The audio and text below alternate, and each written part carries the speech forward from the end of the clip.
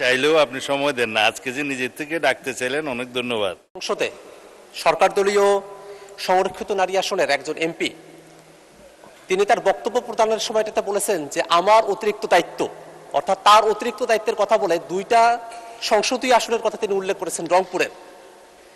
এবং তিনি সেখানে যাওয়ার পরে আমরা সেখানে বিএনপির যারা নেতাকর্মীরা আছে তাদেরকে আমরা এই ধরনের বক্তব্য দিতে শুনেছি যে এই আসনে নির্বাচিত যিনি এমপি তিনি আসলে এমপি না, সংরক্ষিত আসনের যিনি এমপি তিনি আসলে সেখানকার এমপি।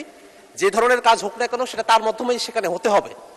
আবার সেই দিন আমাদের প্রতিমন্ত্রী শাহে আলম সাহেব তিনি সেটা বলছেন যে এরকম অতিরিক্ত কোনো দায়িত্ব দেওয়া হয় নাই। আজকে একজন মহিলা সংসদ সদস্য তিনি বলছেন যে অতিরিক্ত দায়িত্ব দেওয়া হয়েছে, সেদিন মন্ত্রী বলছেন যে অতিরিক্ত দায়িত্ব দেওয়া হয়নি। আসলে কোন বিষয়টা সত্য? দ্বিতীয় বিষয় হলো এই যে অতিরিক্ত দায়িত্ব দেওয়া হচ্ছে সেই অতিরিক্ত দায়িত্বের আওতা কতদূর, সেই অতিরিক্ত দায়িত্ব কিভাবে পালন করা হবে, সেই অতিরিক্ত দায়িত্বের সাংবিধানিকতা কতদূর সেটাও আমরা একটু জানতে চাই মাননীয় স্পিকার। পাশাপাশি আরো একটা জিনিস মাননীয় স্পিকার, এই যে অতিরিক্ত দায়িত্ব দেওয়ার কথা বলা হচ্ছে সেটা শুধুমাত্র বিরোধী দলের সংসদ সদস্যরা যে আসনগুলো থেকে নির্বাচিত হয়েছেন শুধুমাত্র সেই আসনগুলোতেই এই অতিরিক্ত দায়িত্বটা দেওয়া হয়েছে।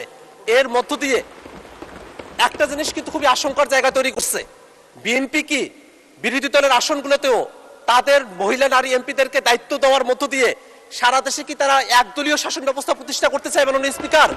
এটাও আমরা বিএনপির কাছ থেকে জানতে চাই মাননীয় স্পিকার। এই সামগ্রিক বিষয়ে আমাদের কাছে এখন অনানুষ্ঠানিক ছিল, কিন্তু আজকে সংসদে এটা আনুষ্ঠানিকভাবে এটা সামনে এসেছে। আমরা এই বিষয়টা একটা সুরাহা চাই, সরকার দলের কাছ থেকে আমরা এই প্রশ্নের ব্যাখ্যা চাই মাননীয় স্পিকার। আপনাকে ধন্যবাদ। ধন্যবাদ মাননীয় সদস্য। আমি আহ্বান জানাতে চেয়েছিলাম, এর মধ্যে মাননীয় স্বরাষ্ট্রমন্ত্রী দাঁড়িয়েছেন। মাননীয় স্বরাষ্ট্রমন্ত্রী মাইকটা দিবেন দয়া করে প্লিজ। মাননীয় স্পিকার, কিছু বিষয়ে আপনার কাছে আহ্বান চাইলেও আপনি সময় দেন না, আজকে যে নিজের থেকে ডাকতে চাইলেন অনেক ধন্যবাদ। মাননীয় সদস্য জনাব আখতার হোসেন যে প্রশ্নটি উত্থাপন করেছেন পয়েন্ট অফ অর্ডারে, সেটা আজকের জন্য বোধহয় পয়েন্ট অফ অর্ডার হবে না। তারপরেও যেহেতু উত্থাপিত হয়ে গেছে, আপনিও আহ্বান করছেন জবাব দেওয়ার জন্য, আমার জবাব দেওয়া জরুরি। এই মহান জাতীয় সংসদ 300 সদস্য লইয়া গঠিত হইবে আর্টিকেল 65, আর্টিকেল 65(3) এর অতিরিক্ত আরো 50 জন সংরক্ষিত আসনের মহিলা সংসদ সদস্য লইয়া এই সংসদ গঠিত হইবে। 300 সদস্যের যে একক আঞ্চলিক এলাকা আর্টিকেল 65(1), এই একক আঞ্চলিক এলাকা উপজেলা, পৌরসভা বা ওয়ার্ড বা ইউনিয়ন ক্ষেত্রমতো যাহা প্রযোজ্য ডিলিমিটেশন অ্যাক্ট অনুসারে under this constitution delimitation act করা আছে, এবং ডিলিমিটেশন অ্যাক্ট অনুসারে সেই নির্বাচনী এলাকাগুলো ফ্রম টাইম টু টাইম ডিলিমিটেটেড হয়, এইবারও কয়েকটা হয়েছে।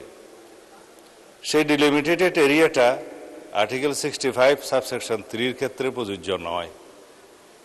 তাহারা যে আসনে সংরক্ষিত আসনে নির্বাচিত হয়েছেন তাদের ডিলিমিটেটেড এরিয়া হচ্ছে হোল কান্ট্রি বাংলাদেশ।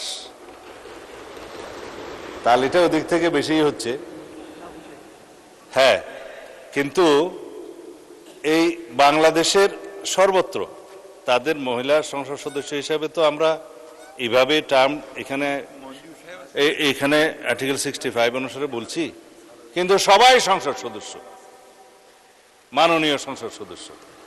তাদের ক্ষেত্রে যে সমস্ত বরাদ্দ সংসদ সদস্য হিসেবে প্রাপ্ত হন বিভিন্ন মন্ত্রণালয় এবং সরকারি বিভিন্নভাবে, তারা তাদের সেই প্রাপ্ত বরাদ্দ বাংলাদেশের যে কোনো স্থানে উপবরাদ্দ দিতে পারেন।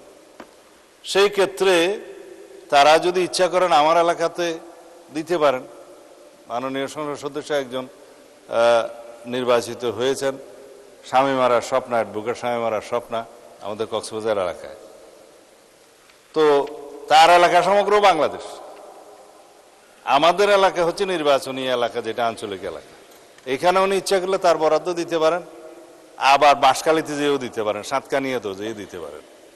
এখন যদি কোনো মাননীয় সংসদ সদস্য এখানে বক্তৃতা দিয়ে থাকেন যে আমার এলাকা এটা, আমার এলাকা ওইটা, তো নিজেকে লিমিটেড করেছেন, এটা ঠিক হয় নাই। তার বলা উচিত ছিল যে সমগ্র বাংলাদেশ তার নির্বাচনে।